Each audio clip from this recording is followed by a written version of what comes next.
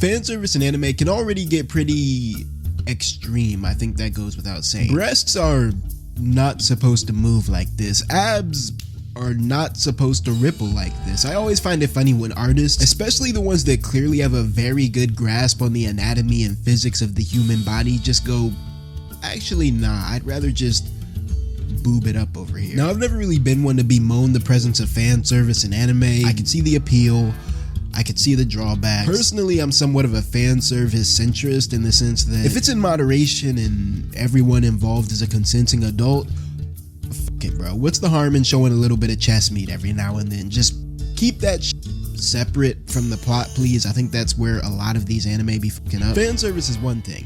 I can handle fan service. I can watch it, appreciate it, and move on with my life, no problem.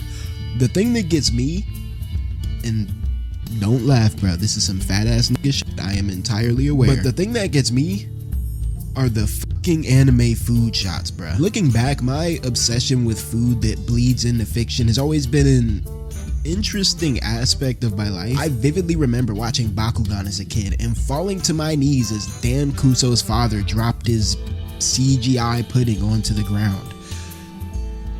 I was a weird kid, bro. 𝙏𝙖𝙡 is fucked. His whole party is beyond just fucked. They are royally fucked. You see, dungeon faring is one of those affairs where a single mistake can cost you your life, and at the beginning of Dungeon Meshi, 𝙏𝙖𝙡 and his party come face to face with the brutal reality that is being an adventurer. Following their unfortunate encounter with the Red Dragon, 𝙏𝙖𝙡 and company are battered, broke, back on the first level of the dungeon, and worst of all, 3 party members down, with one of those party members, a girl named Fallon, having been devoured by the dragon in a last-ditch effort of self-sacrifice. Now this is personal for 𝙏𝙖𝙡. Prior to their tragedy, 𝙏𝙖𝙡 and crew had just been descending the dungeon like any party of adventurers would, likely in pursuit of prestige or riches or maybe knowledge, but now things were different. Now they needed to save Fallon. Now 𝙏𝙖𝙡 needed to save his sister.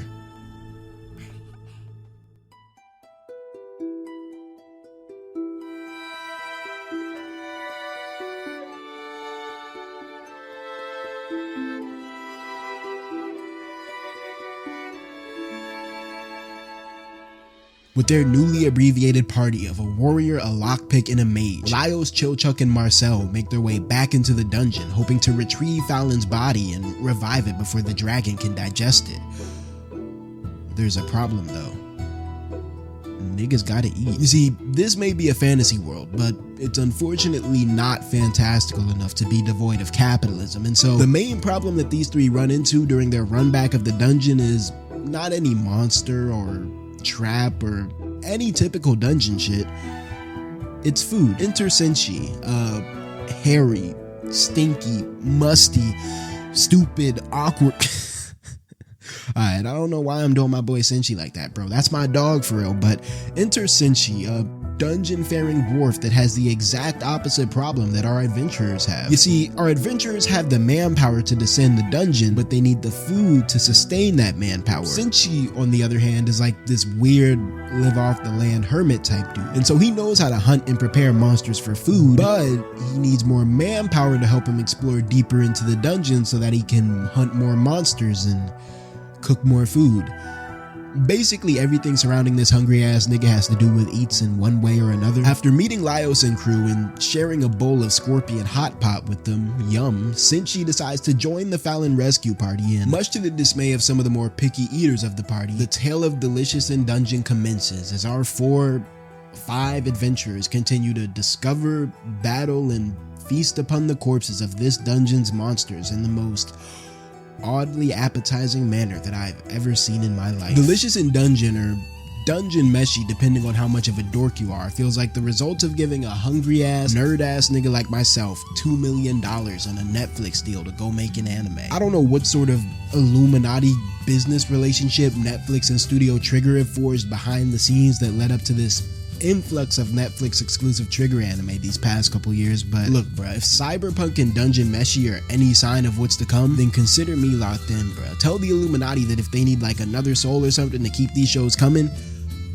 Shit, I got them. I think in a poetic sort of way, the meals that we see in Dungeon Meshi kind of mirror the appeal of the show itself. You see, the whole thing about the meals in Dungeon Meshi is that, even though they're made up of perhaps the nastiest, most repulsive ingredients that you could possibly think of, literally scraped up from the floor of a dungeon, it's thanks to the skill and culinary passion of goddamn Dwarven Ramsay over here that our party is able to take these bullshit ingredients and elevate them into a series of genuinely delectable and nutritious looking meals that end up having me foaming at the mouth for fucking goblin taint or whatever other bullshit they've eaten in this show. Likewise, Dungeon Meshi itself, as in the actual show itself, is, at least on paper, made up of some of the most unappealing quote-unquote ingredients of modern anime. The streets did not need another dungeon fantasy anime, okay? Let's just keep it a full stack right now, but much like Senshi within the canon, the artists involved with the conception and production of this show manipulate these bland plot elements with such tact and care that the final product, which is Dungeon Meshi, ends up being so much better than the sum of its parts. So for the rest of this video, in the spirit of D&D and other nerd shit, we're gonna do some role play, okay? For the rest of this video, I'm gonna be Senshi talking about the ingredients, and you're gonna be Laios, I guess, or ladies, y'all can be Marcel, or actually not. Irrespective of gender, you are unfortunately Chilcha. I think food, or cooking, ironically enough, actually serves as an apt metaphor for what makes Dungeon Meshi stand out among its contemporaries. Now personally, I'm no Senshi, okay? I am an amateur chef in every respect of the word, and so take my thoughts on the culinary arts with a grain of salt, but in my experience, the main difference between a very good piece of meat, pause, and a ass piece of meat, it really only comes down to one thing, bro. The seasoning. Now yes, I acknowledge that things like prep time and the cut of meat itself and presentation also play a large role in the overall product, okay? No need to turn into fucking Ratatouille in my comments, bro. I'm just trying to... Bro, I'm in the kitchen right now, bro. Like, can you let me cook? Seasoning happens before the meat actually hits the pan, right? The spices on the meat play an integral role in determining the flavor of the final product. And so if I had to loop this seasoning phase of cooking back around to anime production, I would say that the formation of the source material is essentially like seasoning your meat and cooking. Imagine every fantasy anime that borrows from the D&D aesthetic as like a raw piece of meat, right? A raw piece of meat is not that valuable on its own. Well, inflation has been crazy, but you get what I mean, bro. I can go downstairs to the grocery store right now and cop a raw piece of meat. Likewise, any amateur writer, even one with no storytelling prowess whatsoever, can take the D&D aesthetic and scrape together the makings of a story that is at least functional. I think part of what makes the D&D aesthetic so popular in the first place is the fact that it kind of does all the heavy lifting of world building for you. Like, you don't really have to spend time getting people to buy into your fantasy world if you're simply reiterating upon a world that everyone has already bought into at some point in their life. If Dungeon Meshi at its core is nothing more than a bland piece of meat that is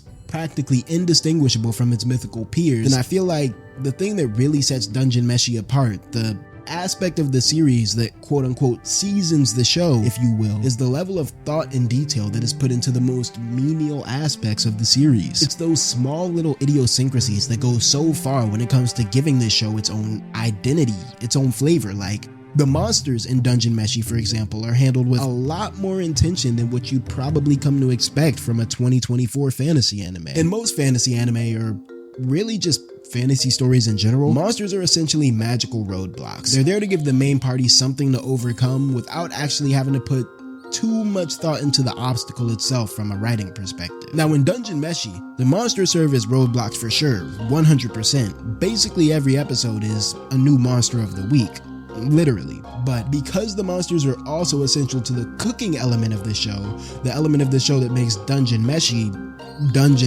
you'll find as you watch this show that the author of Dungeon Meshi really does go above and beyond when it comes to designing the mechanics of these monsters or the overall role that each monster has within the ecosystem of this dungeon. The coolest part about the monsters in Dungeon Meshi is the fact that they aren't really original monsters as much as they're just very detailed and well thought out takes on monsters that have existed within fantasy media for decades. Take mimics, for example. Mimics are usually depicted as just these magical chests that eat people, but in Dungeon Meshi, in order to stay in line with this half magical, half scientific atmosphere that they establish, mimics are portrayed as like these little shellfish that live inside the treasure chests, like hermit crabs. And it's actually these little crabs that cause trouble for people, not the chests themselves. The living armor in Dungeon Meshi is probably one of the coolest, most creative takes on a traditional fantasy monster that I've ever seen in my life. Instead of just being this regular suit of armor that was enchanted to move, within the Meshiverse,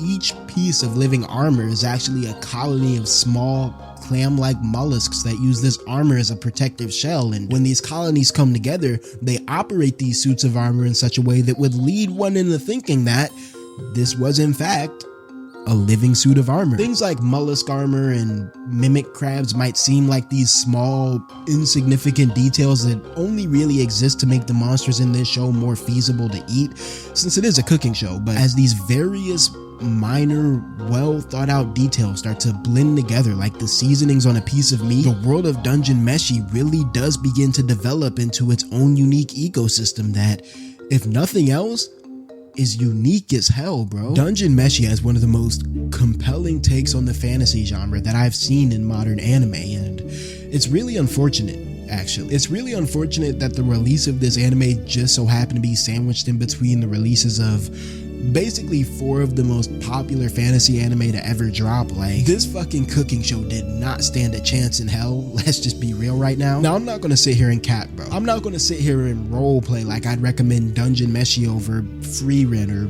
Mushoku Tensei, but Dungeon Meshi does have something special going on in its own right, and I think maybe after you've given your Frierens and Mushokus of the world a spin, you should give Dungeon Meshi a try. The series really does have its own unique flavor that I think makes for a good palate cleanser, and Lord knows fantasy anime could use a good palate cleanser right about now.